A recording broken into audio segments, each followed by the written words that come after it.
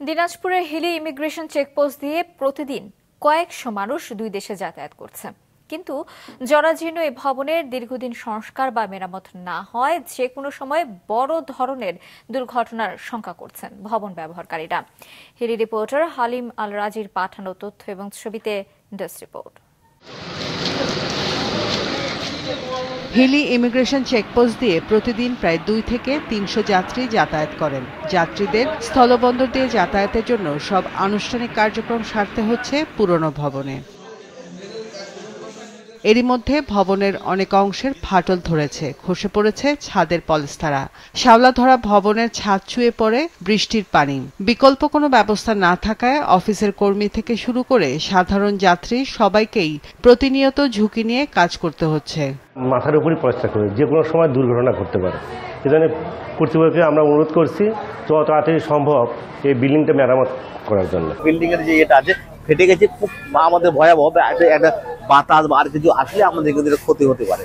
এটা তো পুরানা বিল্ডিং দেখছি, এখানে এসে আর বৃষ্টি হয়েছে যেহেতু আরো বেশি ভয় লাগছে। ছোট ছোট বাচ্চা নিয়ে এসেছি, বাচ্চারা এখানে খেলাধুলা করতে চায়, কিন্তু আমরা তাদেরকে নিয়ে তো একটু ব্যতিব্যস্ত হয়ে আছি।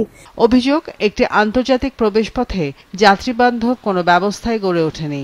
দ্রুত আধুনিক সুযোগ সুবিধা সম্পন্ন ভবন নির্মাণের দাবি যাত্রীদের। এটা একটা ইন্টারন্যাশনাল জায়গা, কারণ এখানে দেশের মানুষ এক দেশের মানুষ আরেক দেশের মানুষে আসে।